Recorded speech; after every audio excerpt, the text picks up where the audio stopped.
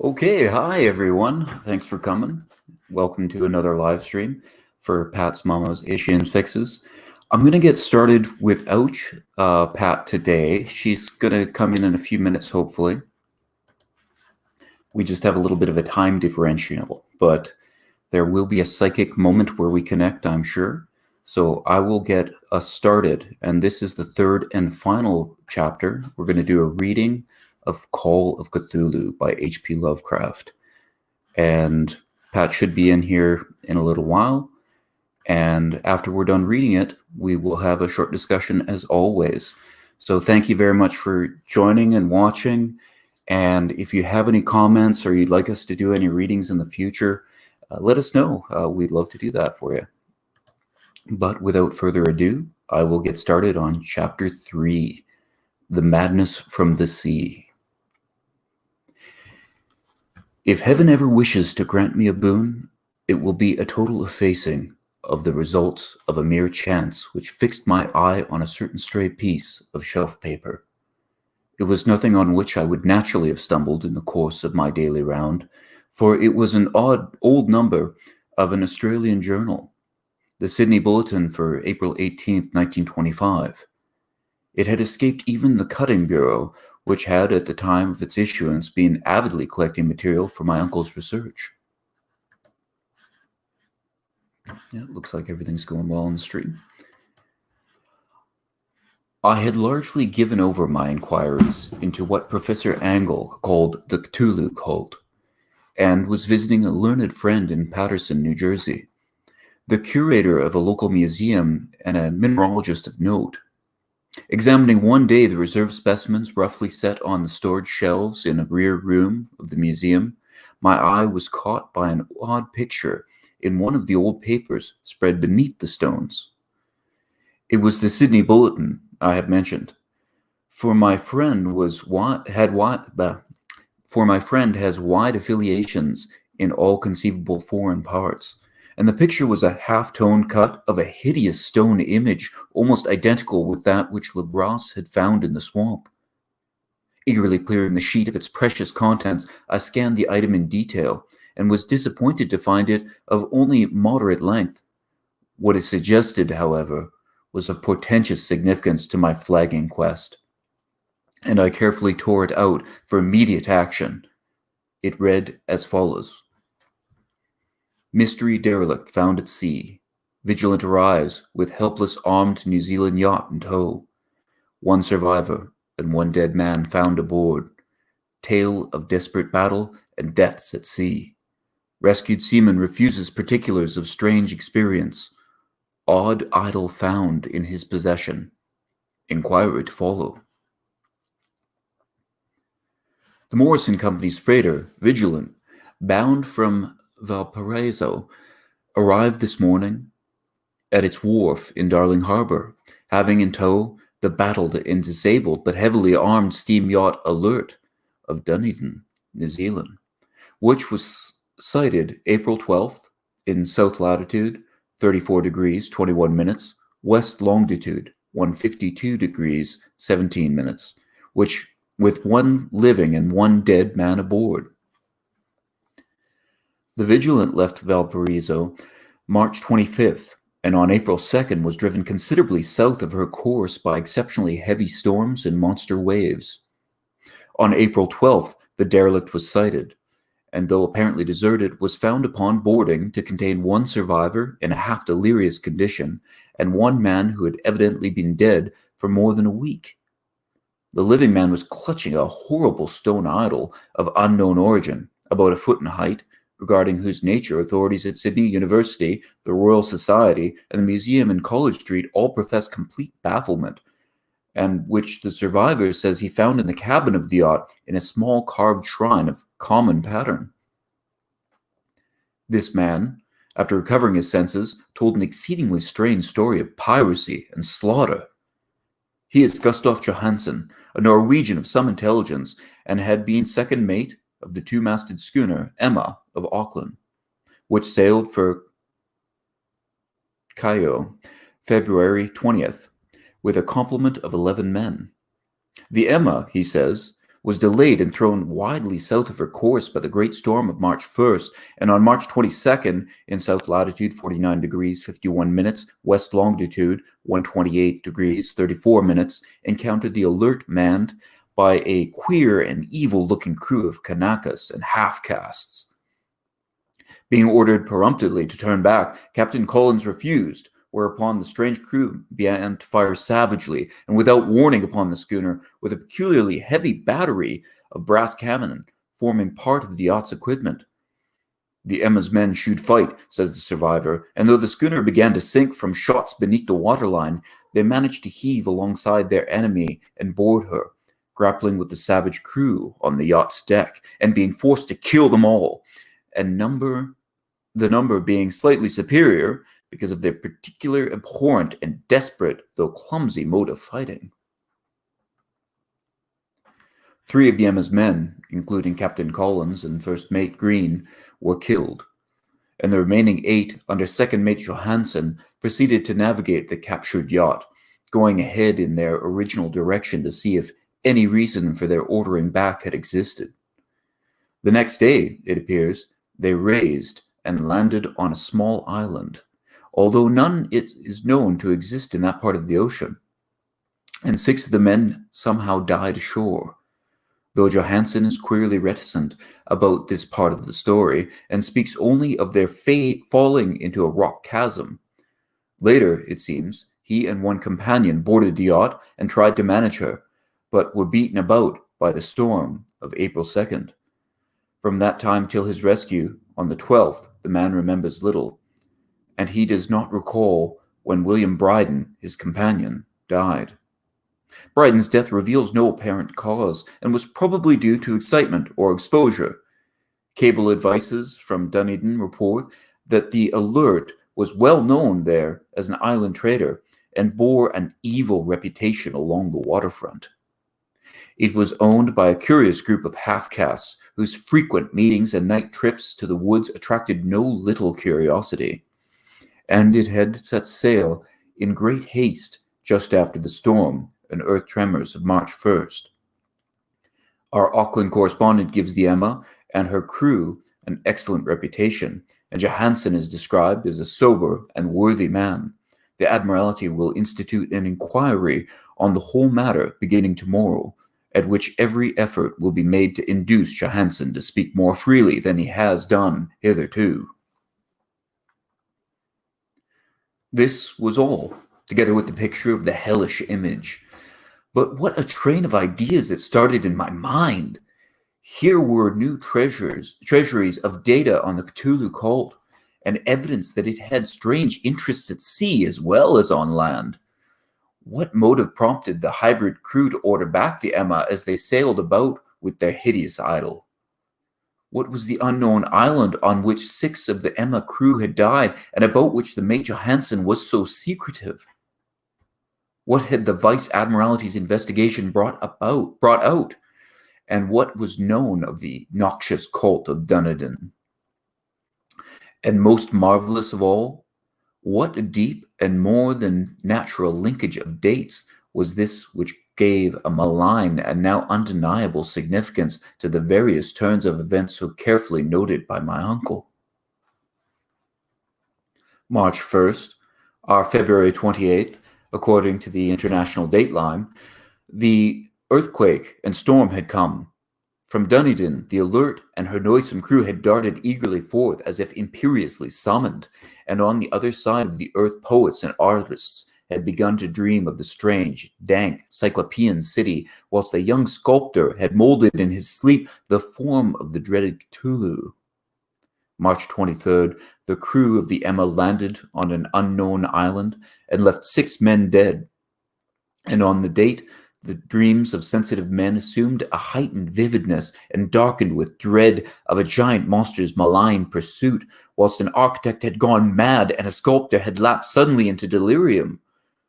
And what of this storm of April 2nd, the date on which all dreams of the dank city ceased, and Wilcox emerged unharmed from the bondage of his strange fever?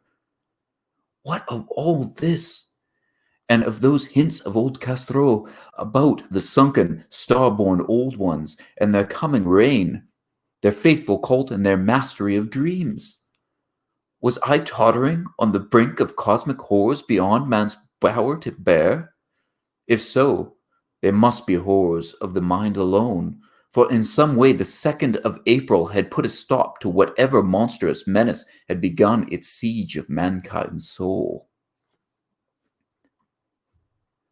That evening, after a day of hurried cabling and arranging, I bade my host adieu and took a train for San Francisco. In less than a month, I was in Dunedin, where, however, I found that little was known of the strange cult members who had lingered in the old sea taverns. Waterfront scum was far too common for special mention, though there was vague talk about one inland trip these mongrels had made, during which faint drumming and red flame were noted on the distant hills. In Auckland, I learned that Johansen had returned with yellow hair, turned white after a perfunctory and inconclusive questioning at Sydney, and had therefore sold his cottage in West Street and sailed with his wife to his old home in Oslo. Of his stirring experience, he would tell his friends no more than he had told the Admiralty officers, and all they could do was to give me his Oslo address. After that, I went to Sydney and talked profitlessly with seamen and members of the Vice Admiralty Court. I saw the Alert, now sold and in commercial use, at Circular Quay in Sydney Cove, but gained nothing from its non-committal bulk. The crouching image with the cuttlefish head, dragon body, scaly wings, and hieroglyph pedestal was preserved at the museum at Hyde Park, and I studied it long and well, finding it a thing of balefully exquisite workmanship, and with the same utter mystery, terrible antiquity, and unearthly strangeness of material which I had noted in Legras's smaller specimen. Geologists, the creator told me, had found it a monstrous puzzle, for they vowed that the world held no rock like it. Then I thought with a shudder of what old Castro had told Legras about the primal great ones. They had come from the stars and had brought their images with them. Shaking with such a mental revulsion as I had never known before, I now resolved to visit mate Johansen in Oslo. Sailing for London, I re-embarked at once for the Norwegian capital, and one autumn day landed at the trim wharfs in the shadow of Egeberg. Johansen's address, I discovered, lay in the old town of King Harold Hardrada, which kept alive the name of Oslo during all the centuries that the greater city masqueraded as Christiania. I made the brief trip by taxicab and knocked with palpitant heart at the door of a neat and ancient building with plastered front. A sad-faced woman in black answered my summons, and I was stung with disappointment when she told me in halting English that Gustav Johansen was no more. He had not survived his return, said his wife, for the doings at sea in 1925 had broken him. He had told her no more than he had told the public, but had left a long manuscript of technical matters, as he said, written in English, evidently in order to safeguard her from the peril of casual perusal. During a walk through a narrow lane near the Gothenburg dock, a bundle of papers falling from an attic window had knocked him down. Two Lascar sailors at once helped him on his feet, but before the ambulance could reach him, he was dead. Physicians found no adequate cause for the end and laid it to heart trouble and a weakened constitution. I now felt gnawing at my vitals that dark terror which will never leave me till I, too, am at rest, accidentally or otherwise. Persuading the widow that my connection with her husband's technical matters was sufficient to entitle me to his manuscript, I bore the document away and began to read it on the London boat.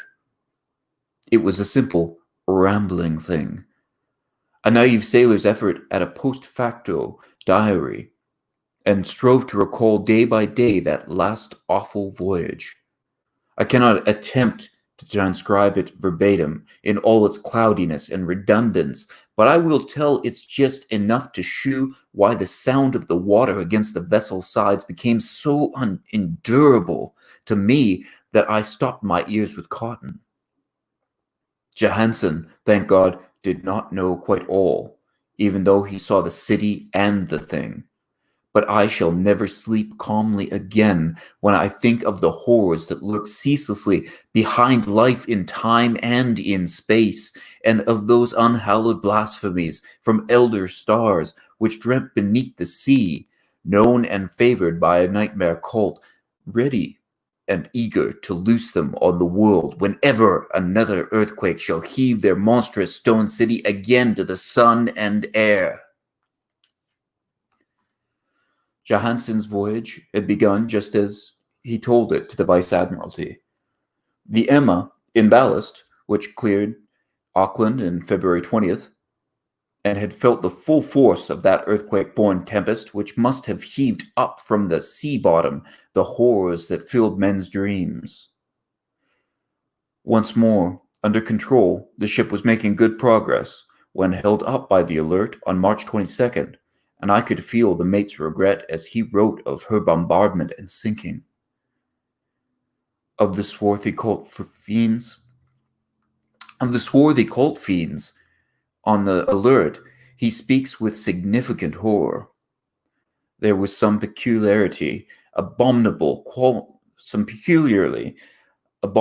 quality about them, which made their destruction seem almost a duty, and Johansen shews ingenious wonder at the charge of ruthlessness brought against his party during the proceedings of the court of inquiry.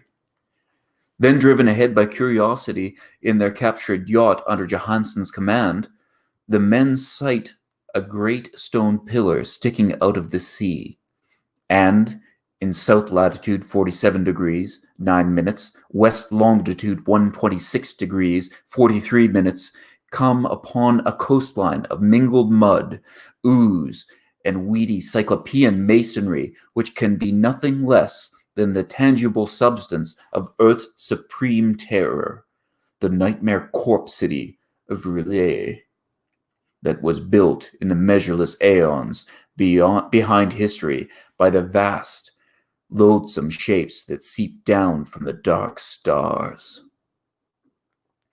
There lay great Cthulhu and his hordes, hidden in green slimy vaults and sending out at last, after cycles incalculable, the thoughts that spread fear to the dreams of the sensitive and called imperiously to the faithful to come on a pilgrimage of liberation and restoration. All this Johansen did not suspect, but God knows he soon saw enough. I suppose that only a single mountaintop, the hideous monolith-crowned citadel whereon great Cthulhu was buried, actually emerged from the waters. When I think of the extent of all that may be brooding down there, I almost wish to kill myself forthwith. Johansen and his men were awed by the cosmic majesty of this dripping Babylon of elder demons, and must have guessed without guidance that it was nothing of this or of any other sane planet. Awe at the unbelievable size of the greenish stone blocks, at the dizzying height of the great carven monolith, and at the stupefying identity of the colossal statues and bas-reliefs with the queer image found in the shrine on the Alert, is poignantly visible in every line of the mate's frightened description. Without knowing what futurism is like, Johansen achieved something very close to it when he spoke of the city. For instead of describing any definite structure or building, he dwells only on broad impressions of vast angles and stone surfaces too great to belong to anything right or proper for this earth, and impious with horrible images and hieroglyphics. I mention his talk about angles because it suggests something Wilcox had told me of his awful dreams.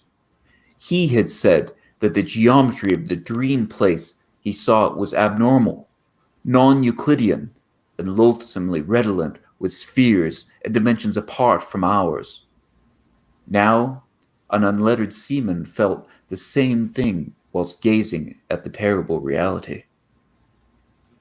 Did I hear my co-host? Hello. Yes, I'm here. Welcome. Hi. Hi, welcome everyone that will be watching this live stream. I'm sorry that I have to be a little bit late today. Duties call, but I was just trying to focus on where you were. Johansen and his men. Okay.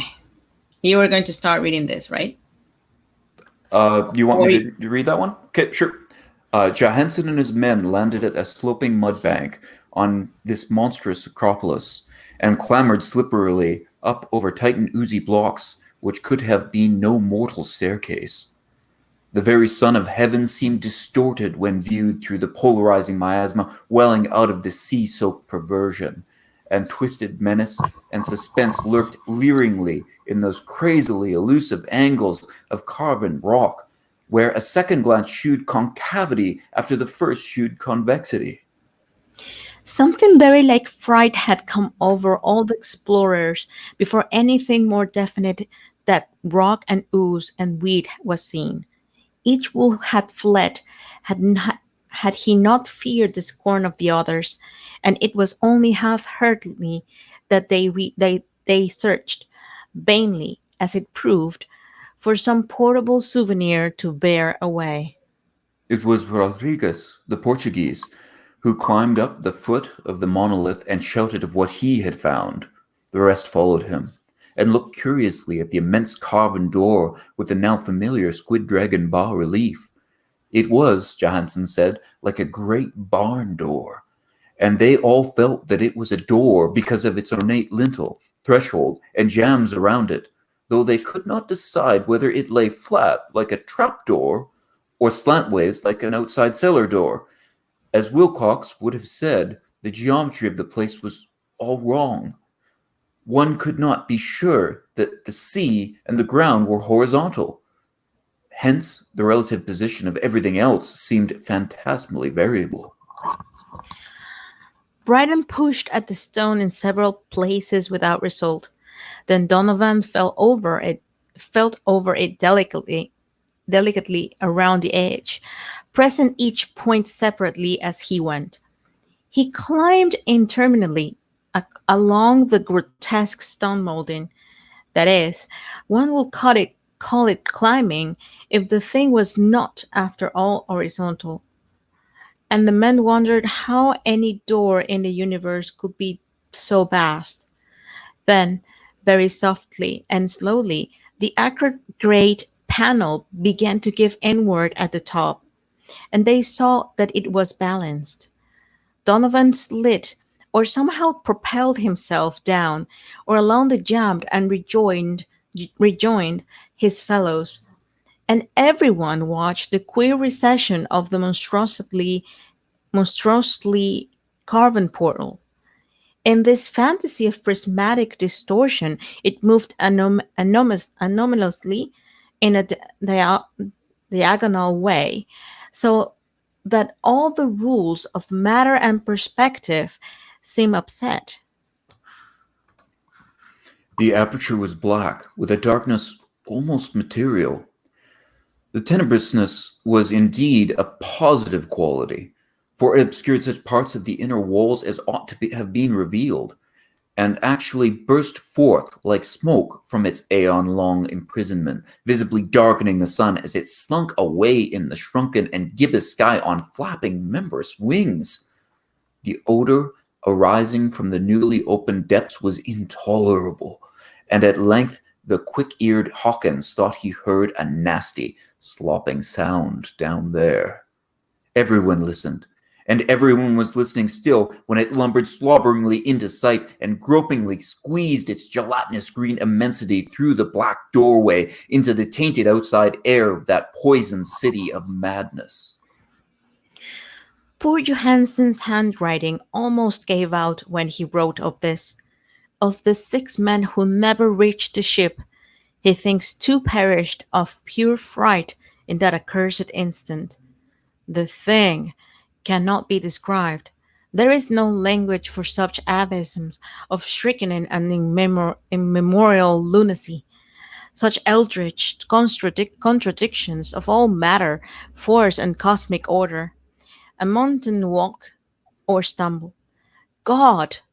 What wonder that across the earth a great architect went mad, and poor Wilcox raved with fever in that telepathic instant? The thing of the idols, the green, sticky spawn of the stars, had wakened to claim his own. The stars were right again, and what an age-old cult had failed to do by design, a band of innocent sailors had done by accident. After being gentillions of years, great Cthulhu was loose again, and ravening for delight. 3 men were swept up by the flabby claws before anybody turned. God rest them, if there be any rest in the universe. They were Donovan, Guerrera, and Angstrom. Parker slipped as the other 3 were plunging frenziedly over endless vistas of green-crusted rock to the boat, and Johansen swears he was swallowed up by an angle of masonry which shouldn't have been there, an angle which was acute but behaved as though it were obtuse. So only Bryden and Johansen reached the boat, and pulled desperately for the Alert as the mountainous monstrosity flopped down the slimy stones and hesitated flounderingly at the edge of the water. Steam had not been suffered to go down entirely, despite the departure of all hands from the shore, and it was the work of only a few moments of feverish rushing up and down between wheel and engines to get the Alert under way. Slowly, amidst the distorted horrors of that undescribable scene, she began to churn of lethal waters, whilst on the masonry of that charnel shore that was not of earth, the tidal thing from the stars slavered and gibbered, like Polyphim. Po- Polyphim, that's how I should pronounce, Sounds good. Yep. cursing the fleeing ship of Odysseus. Then, bolder than the storied Cyclops, great Cthulhu slid grisly into the water and began to pursue with vast wave-raising strokes of cosmic potency. Bryden looked back and went mad, laughing shrilly as he kept on laughing at intervals till death found him one night in the cabin whilst Johansen was wandering deliriously. But Johansen had not given out yet. Knowing that the thing could surely overtake the Alert until steam was fully up, he resolved on a desperate chance, and, setting the engine for full speed, ran lightning-like on deck and reversed the wheel. There was a mighty eddying and foaming in the noisome brine, and as the steam mounted higher and higher, the brave Norwegian drove his vessel head-on against the pursuing jelly, which rose above the unclean froth like the stern of a Damon galleon. The awful squid head, with writhing feelers, came nearly up to the bowsprit of the sturdy yacht. But Johansen drove on relentlessly.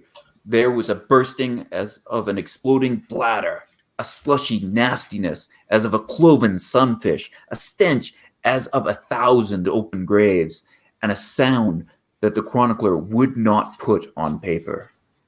For an instant, the ship was befouled by an acrid and blinding green cloud, and then there was only a venomous seething astern, where, God in heaven, the scattered plasticity of that nameless sky spawn was nebulously recombining in its hateful original form, while its distance widened every second as the Alert gained impetus from its mounting steam. That was all. After that, Johansen only brewed over the idol in the cabin and attended to a few matters of food for himself and the laughing maniac by his side.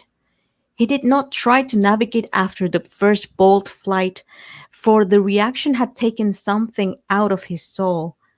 Then came the storm of April the 2nd, and a gathering of the clouds about his consciousness.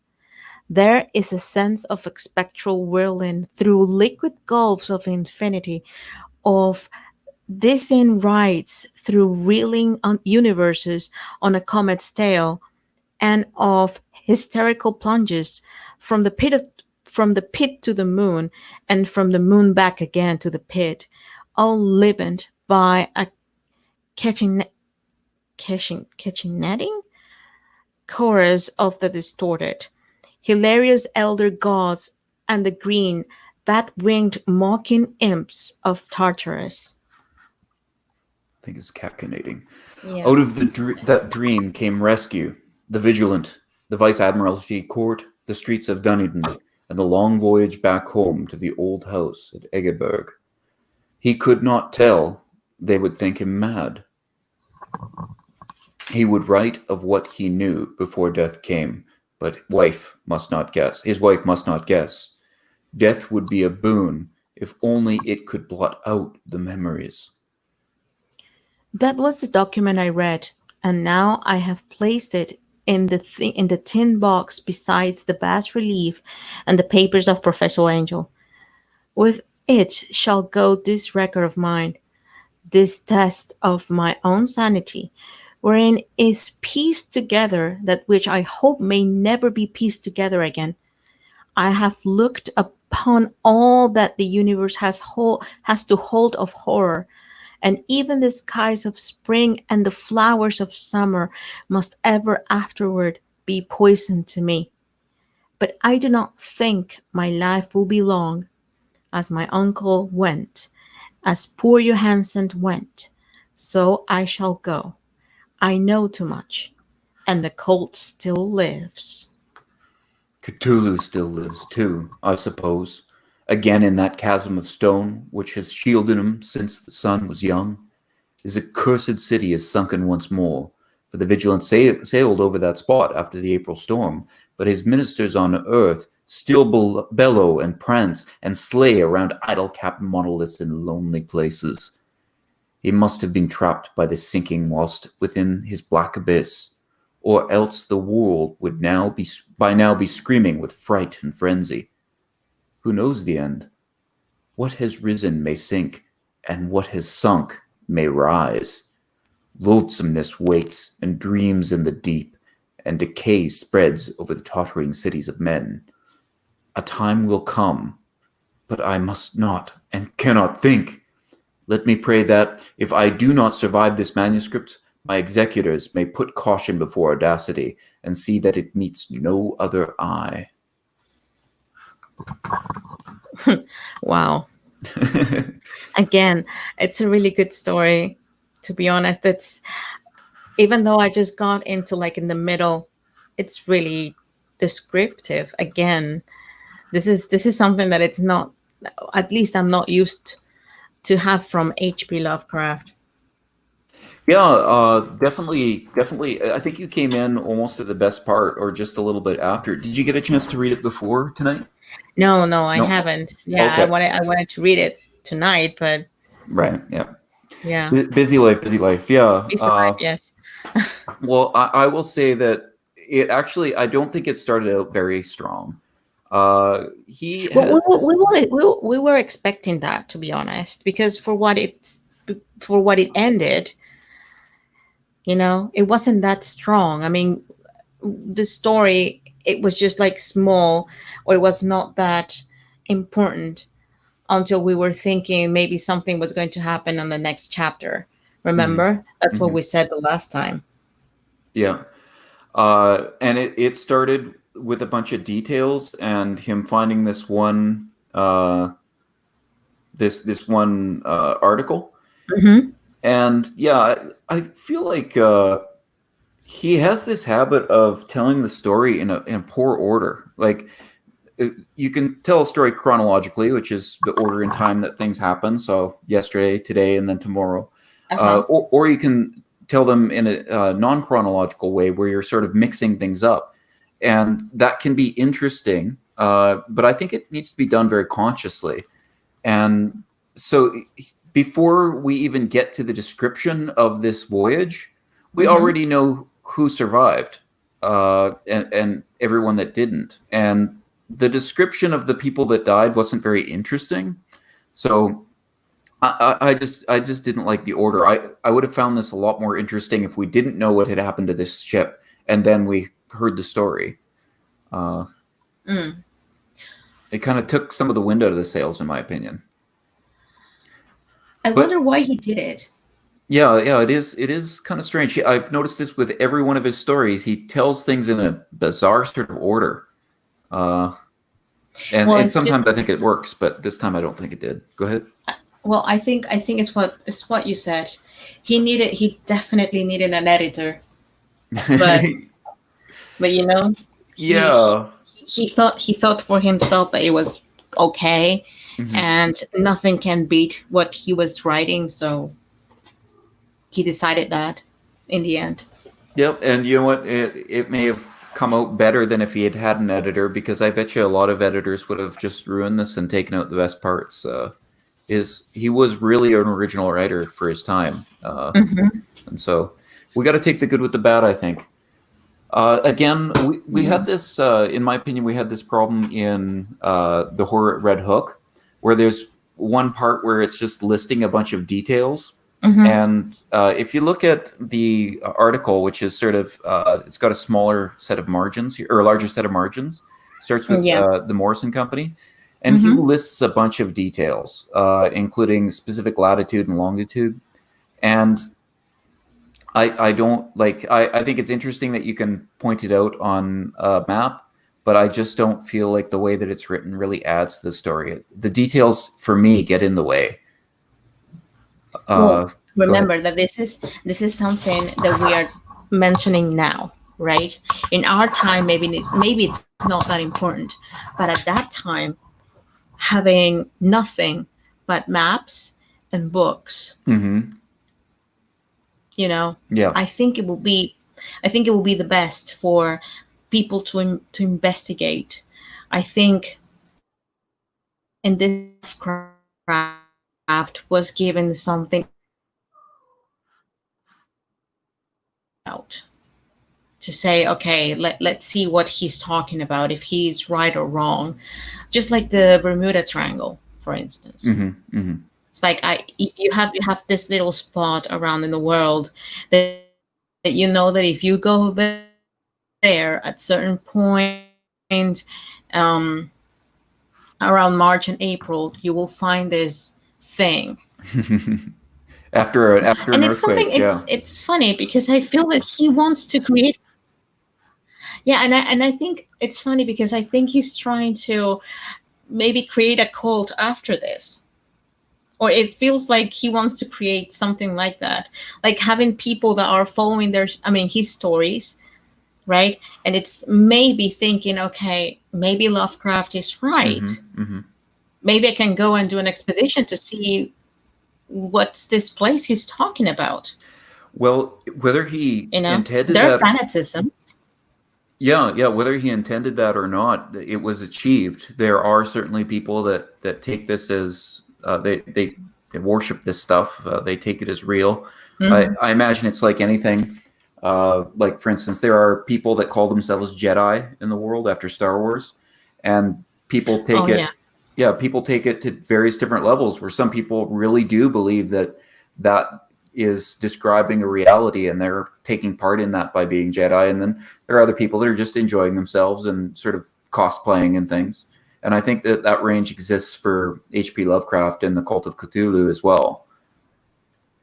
Yeah, and so I think you're right. I wonder if he was thinking it that way. Yeah. In giving it this specific location, you really can, and having it something that sinks and comes above the water, that's an interesting touch as well, where like you could go to that place and nothing could happen, but that doesn't disprove the story. Yeah. Well, I talking in the part that I got into, which I think it was the part of the action, because I could feel that everyone was just in a boat trying to desperately trying to run from the thing, or trying to get away from the thing, I guess. Um, there was just like just little action. I thought that this was going to be something more elaborate. You Yeah, know, and I was expecting to have the whole chapter in the action. yeah, yeah, and I felt like it ended really suddenly. I was really expecting a lot Exactly. more description and that to Hmm. continue. Yeah. I It, wonder why he wanted to cut this like this. I mean, hmm. the thing Well, is that it wasn't really long. I'm sorry. Go on. I was going to say for other authors that he would have been familiar with, and that I see certain Mhm. influences here, like Edgar Allan Poe and Samuel Coleridge. They had poor Mhm. endings typically as well, I hear, and that's explained by with Poe his alcoholism, and with Coleridge his addiction to opium. Whereas, like they would basically get into it and then they would crash after a bender and just end their story. And but I don't know anything like that about Lovecraft, so it's interesting that he seems to crash at the end as well. Yeah, I mean, I have been reading a couple of I have reread a couple of stories of Edgar Allan Poe, and he definitely finished something abruptly, but I think it's because he wants to do like a simple ending. Okay. In this case, I think he left so much unspoken. It's like he's just like, okay, I'm just going to cut it, and this is the story of me, the narrator, Hmm. because it's just like one paper, or let me search for what he said here. Yeah, it was just like a document. Yeah. So this means that there must be another document, or there must be more documents, but it's only this one that he could read, I think. Let me see on the. I'm guessing that this was one document, so there must be another ones that was investigated and was also talking about Cthulhu or the thing, right? Well, I think So the I wonder document. why. I wonder why um, Lovecraft didn't like create another like do something else, like do some more investigation and try to create another chapter, or write another chapter. But Yeah. Yeah, well, I think the document that he's referring to is this manuscript that he got from this guy that survived the island and then died. So I'm not sure that we should assume that there are other documents, but yeah, like I really do feel like you could do a lot more with the story. The ending doesn't feel full, and the framing device of having this guy as the narrator is it ends up being very weak because it doesn't feel like there's any real danger to him. There also doesn't seem to be any sort of motivation for him piecing this together. He says, you know, I pieced this together. This was a test of my sanity, and if anybody finds it, then I hope that they get rid of it. You know, they don't share it or anything like that. And that just doesn't make any sense. And if he's trying to show that the narrator is insane, I don't think he was clear enough about that. Uh, no, yeah. no, I mean, what I have read, what um, Lovecraft wanted is to separate three different voices, or storylines, or points of view. In this case, was a narrator. Then the other one was Wilcox, I think, and or Hmm. this culture, and the other one was Johansson, Hmm. right? So it was mentioning that one of them, which is Johansson, will be the one that was insane, or the one that was creating different things in his mind. And when it was presented, the narrator supposedly was to bring you some to bring you to the ground, um, in relation to the story, right? Yeah, Because yeah. he was only reading it, he was not living it. So it's You a know different thing. what would have been so much cooler? Like, here's just an idea I'm throwing out here: Hmm. is if Johansson was in an insane asylum, and he was maybe accused of killing his members or something like that, or stealing the ship, and this narrator came in his investigation, and the guy says, "Hey, I don't want to tell you what happened. Like it's going to be horrible," and then he sort of convinces him to tell him so that he won't. He'll be like, "I'll vouch for you because I have this other evidence," or something like that.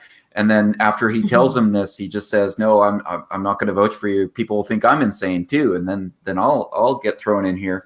And then as he's leaving, have Johansson tell him, "But now that you know, you've got to know that the Cult of Cthulhu is still around, and they're going to come for you too."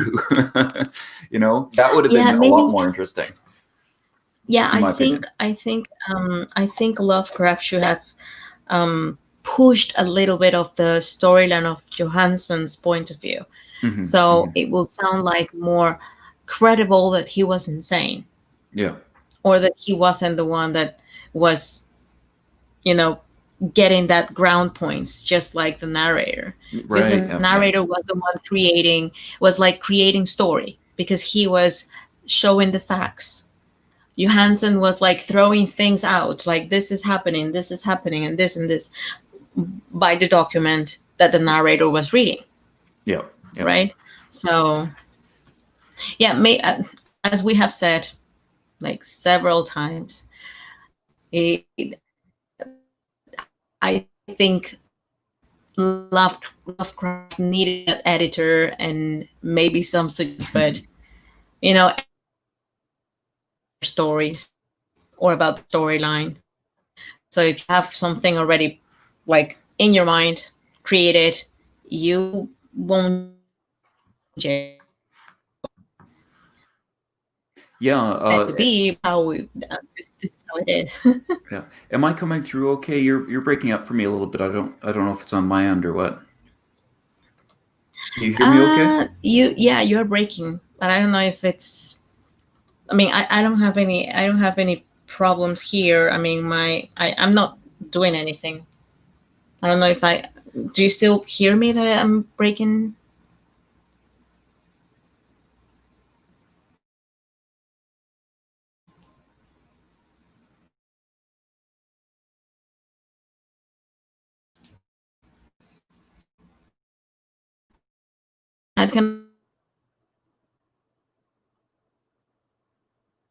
I think Nicholas. I think he is the one having problems, I or maybe I it's think I my was. I think I've connection. fixed it. Oh, Sorry okay, about that. okay. So what were we? Okay, we were saying about Lovecraft. Yeah, I mean, we have this story. I think we have lots of things that we could change, Hmm. and I think that's why they created the myth of the Call of Mythos, Hmm. Yeah. Yeah. which is the whole creation of all of these writers that were with Lovecraft. I mean, they followed Lovecraft's stories, and they wanted to do more of this Exactly. Call of Cthulhu, Yeah. because I think they also felt that they were missing something. Yeah, totally. When I was reading it, I was thinking like this is a really good story treatment. It's the thing that you would submit to say this is what the story should be about. It's got great details and things that you can really pick out and build upon. Hmm. And I think that that's it's failing as a story, but I totally agree with you that I think that that is also why it inspired this Cthulhu mythos and so many other writers to build and develop on it because they were like, "Hey, there's something really good here, but I'm not satisfied."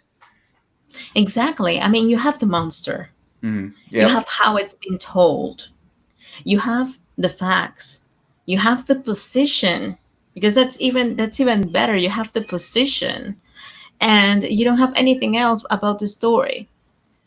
So Yeah. I Yeah. think that's why the other writers went into this quest of creating this new story. Sure. Yeah. And this one. does a lot more than I think any other one did, which goes in sort of surreal descriptions, in that it really does seem like madness or dream logic sort of descriptions, in that you look at one thing, you look at something once and it looks like it's concave, and then you look at it again and it looks like it's convex, and you try to interact with the thing, but it interacts like it's shaped differently than it looks. Or really weird descriptions like this fog that comes out. I'm not sure if you're here for that part, but they open this dark door and it's got this palpable darkness, and this evil fog comes out, and it's coming out into the air on membranous wings, which is just, it doesn't make any sense literally, but it sort of gives you sort of a cartoon image of this fog that's made up of all these wings. You know, very, very surreal stuff.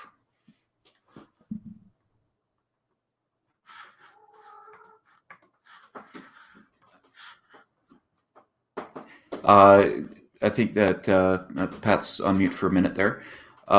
Something else that I'll say, talking about it as a whole, I still like Herbert West Reanimator more. That one felt like it was really one piece of work. It was written really well. It had interesting aspects. It went in new directions that I wasn't expecting. The Call of Cthulhu, I felt like it had probably a little bit better description in parts. So if I were to say the best paragraph or the best chapter, I would maybe cite Call of Cthulhu, but Herbert West Reanimator, I think, was better overall.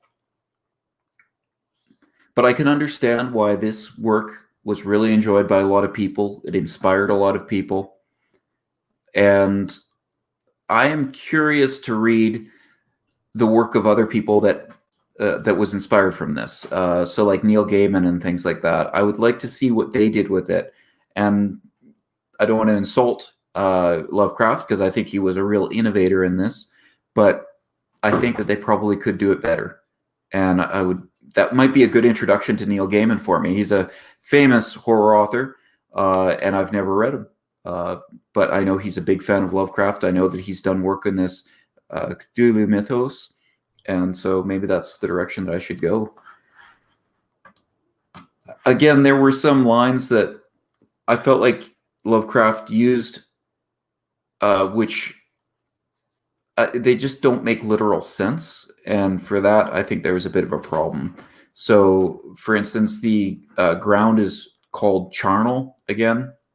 The shore is called charnel, and I don't know what that means. And when he's describing the gibbous sky, he uses that phrase so much, I'm starting to like second guess whether or not he knows what gibbous means, which is just a moon that's almost full. Yeah. Can you hear me now? Yep. I'm sorry. I had a cut on the internet, so I have to get into my cell phone. I guess it's because we're talking about Cthulhu. Oh, that's right. Everything will go wrong, I guess. Hopefully not. I'm knocking on wood. Yes, it's like the dogs barking and the cats meowing and the internet getting lost, and everything. Not to talk about the Cthulhu flang of Fatang, or That's right. Yeah. Yeah. So I'm sorry, I lost that last minute that you were mentioning. You were saying something about the charnel. Right. I was just commenting on how some of the description doesn't seem to make literal sense. If he was going for something, then I think he should have developed it more. I was just mostly filling things in so there wouldn't be any dead air. Oh, yeah. But what I was saying before is that I think that he was trying to portray something for the readers, because in the last stories that we have been reading from him, from Lovecraft, he didn't decide to give something for the audience. He was trying to make the audience to think for him, or to trying to say, hey, whatever thing that you were thinking that it's unimaginable, or something, the worst thing that you can think of, it's even worse than that. So you will give the writer, the reader, I'm sorry, to to think, to overthink, to get something even worse than their own nightmares. So everyone will have a different opinion. In Right. this case, I think even though he's not trying to make any sense with certain words, because I can tell that there isn't much sense in certain words, Mm-hmm. but I think he's actually trying to explain in his own way of how he will portray that horror or that scene. So Yeah, yeah. this is a way to see his own mind in a story, but he wasn't say it before. He wasn't even mentioning this before. Yeah, he really put the work in on this one. Exactly. But he should have been doing more. I was expecting when I thought about the Call of Cthulhu, and when you said that this was I mean his, let's say, bestseller, but I was thinking something like 7 chapters, 8 chapters, 12 chapters, and like a really formed story. Right. But not only 3 chapters, and only the action on the last one, and it was only like this little bit, like small part. Yeah. I will say that there were some things in the action that I did really enjoy. He talked about sounds and smells, and even though I've never seen a cloven sunfish, I can imagine what a rotting fish smells like. I thought that was really good, good description. Yeah, I felt like it could have done more, and I didn't want it to be longer because it wasn't all filled. You know, it was pretty bare bones and sort of told in a strange order in a lot of places. If he was going to make it longer than this, I think I would want him to make sure that he's doing a re-edit. Yeah. Okay, let me check if there is something else that we can mention from this story.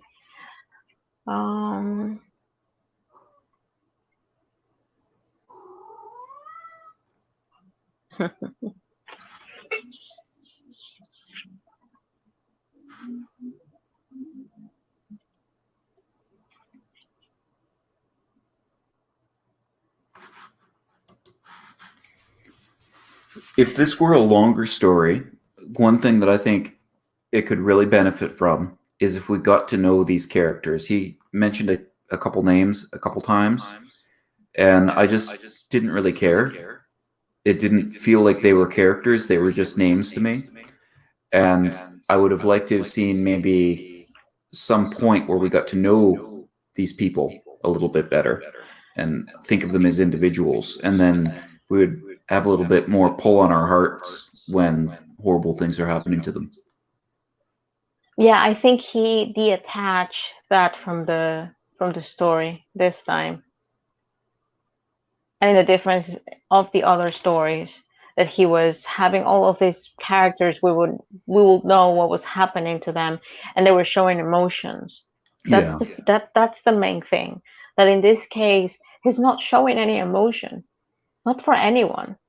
I couldn't feel that narrator. I mean, I don't think that the narrator was scared of anything. I don't know if you felt this. Yeah, I have to agree that for as terrified as he was saying that he was, and saying that it was him that I think said that he will never enjoy flowers again and things. And yeah, but it wasn't that explicit. I mean, they might have been like a little bit of a paragraph mentioning that, but nothing else. Yeah, I thought for the length of the description it was good, but it just didn't feel like it was earned. Like, why would you be so terrified and worried from piecing this together? He's pieced it together for us, and I'm going to be just fine smelling flowers in the future. Exactly. And not only that, but it's just that he sat down in a desk, getting all of these documents with the light on, and reading them out loud, I guess, and like putting them together, closing the book, and that's it. Yeah, he does travel around and try to find people, but yeah, it's not that exciting. And The way that this Johansson dies, I'm sure that it's supposed to be very strange and interesting that it's he was just hit by some papers that fell from an attic, and we don't really know why he died, but that seems like a pretty lame way to die. I think that he may be trying to like have an inexplicable death, Right, yeah. right? And not being able to say what happened. It's like, oh, this was a sudden death, but what happened? What was it? Yeah, I like the idea of the inexplicable death, and I think that's the point of him telling it that way. But you could have done it so much better, in my opinion. Like, imagine if he went on a long walk, like in the mountains, with his wife, and his wife just wouldn't leave him alone, wanted to know what had happened. Like, your hair's turned white from this. Like, you have to tell me. And then he starts to tell her, and then he seems to see something in the distance or something, and he gets scared, and then he falls off the edge, right? And then the question could be, did he really see something, or was he just so scared from the story? Yeah, but that could have been a tragic death. I mean, he will be tragically like disappeared, or a tragic death. That's it. Not an inexplicable death. Oh, So well, yeah. the thing is that I think that Lovecraft, and now this is my opinion, maybe Lovecraft didn't know how to end this. Yeah. Maybe he had something really good in his hands, but he said, okay, I have to finish this, that's it. Right, yeah.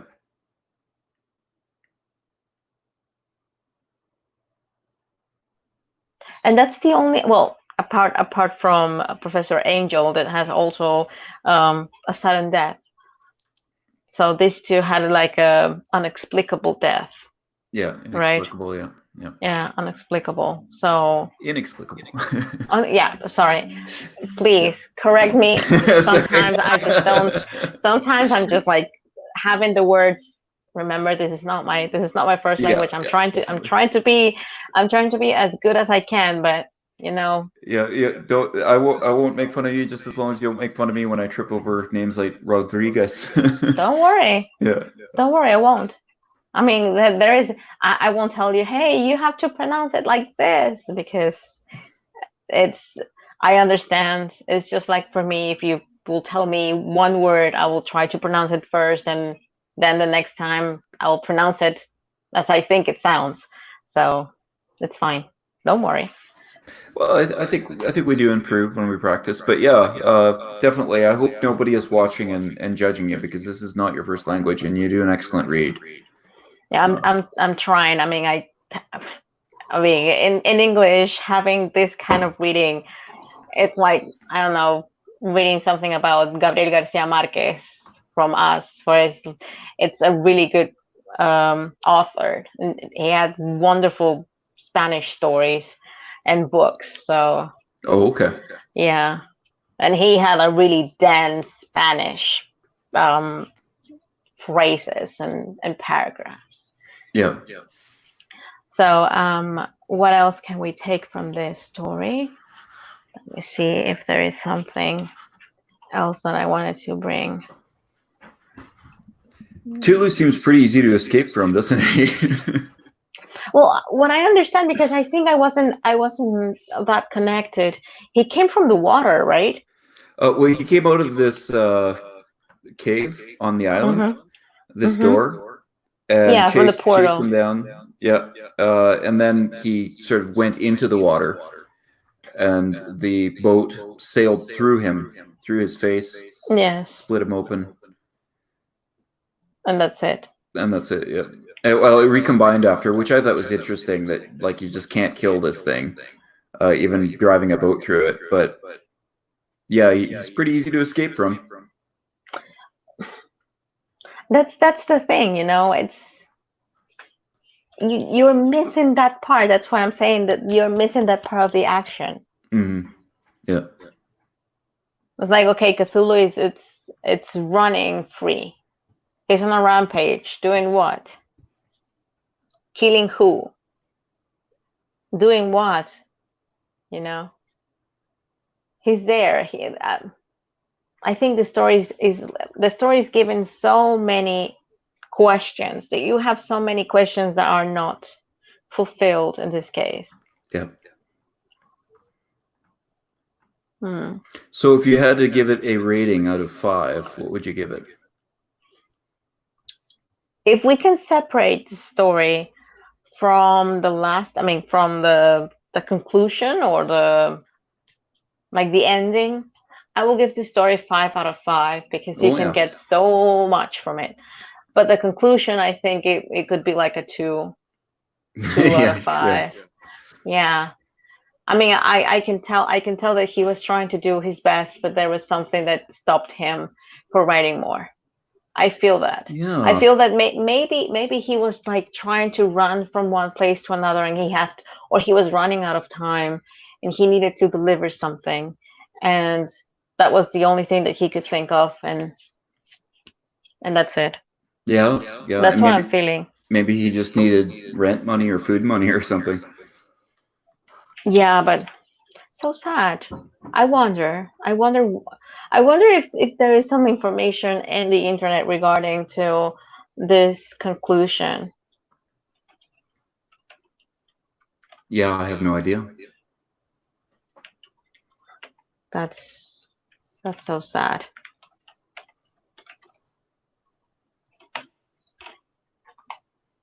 I'm also interested.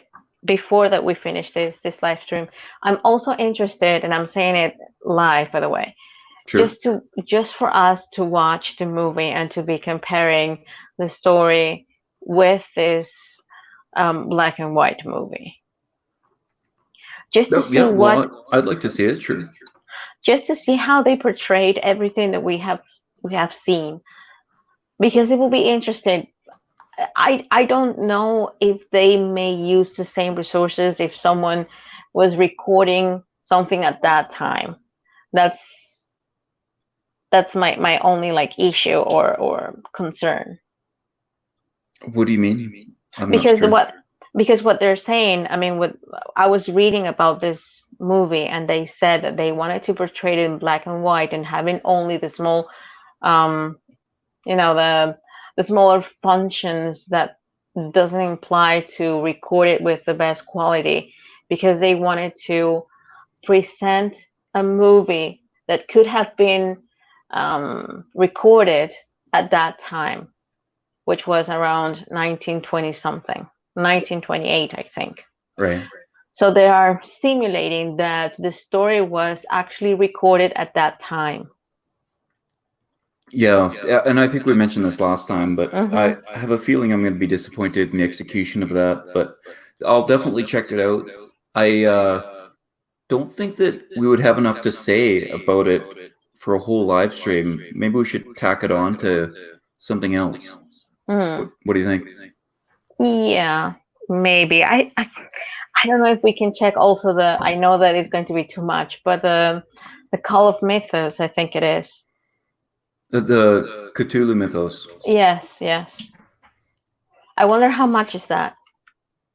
I think there's at least like 30 well-known authors that have published stories based on that.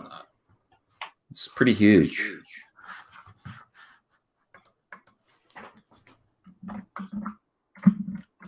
Oh, but they're separated. Yeah. Well, there will be anthologies, at least one. Hmm. Well, I will try to search a little bit about that. Maybe we can split it, and then we can start reading it like smaller parts. Yeah, yeah. I like. Uh, we have to be careful about some of it. I don't think you'd get tagged, but a lot of these authors will not be in the public domain. Like I was talking about reading Neil Gaiman, and that won't be in the public domain. Oh, okay. That's really sad. But just like the films, we could read it and link it maybe if there's some online resource, and then discuss it in a live stream. Hmm. But Yeah. maybe these are all details we could work on more off. Yeah, later on. Yeah. Yes. Do you want to wrap it up and maybe talk about what we might be doing next week if we're going to be doing a live stream next week at the same time? Yeah, sure. Sure. We will have to check that out, and we'll have to check this off camera or off live stream to see what other story from H.P. Lovecraft will we bring in the next week, or if we're going to change to a different author. So I think we can stick on Lovecraft for a while more, right? Sure. Yeah. Yeah. I'm happy to. Yeah, we still have lots of stories. I think we have 100 and more stories that we can go around and check on this author. But I We have am a really, vegetarian more. yeah, a vegetarian. Yeah. Yeah. So I'm really glad that I could join in. I thought that I was going to be able to, but I am really thankful for everyone that is going to be watching this live stream. We have finished today the Call of Cthulhu. I hope that you enjoyed the story as much as we did. We tried as much as we could to take some of the story and comment and do our discussion. But if there is something that you need to tell us or you want to mention, please do it in the comment below, down below. And I'm thankful for having Nicholas here. Thank you, Nicholas, for supporting me at first when we started the live stream. Yeah. I was And happy to do it. Yeah. and I'm going to tell you this new this new feature in StreamYard is really good. Now that it's mobile, you can also put it in your cell phone. So right now, because I don't have internet on in my computer, I'm using it for my cell phone. So I can activate the camera. I have the microphone on. So But I will warn you, I've heard from other YouTubers that the mobile function for StreamYard is a little bit sketchy. Sometimes it can drop out on you. So, oh yeah, but for now, yeah, it's to worked well. help, yeah. I mean, it's not that I'm going to use it 24/7, but at Hmm. least if I have a problem like this, it's just helping me out really good. So, as I was saying, thank you so much for everyone that joined us here. Please join us the next Tuesday with a new story that we're going to be putting it before we start the live stream so you can catch up with us. So, again, thanks, Nicholas, for being here. Thanks for having me. So, thank you, everyone, and we will see you next Tuesday. I hope to see you guys soon.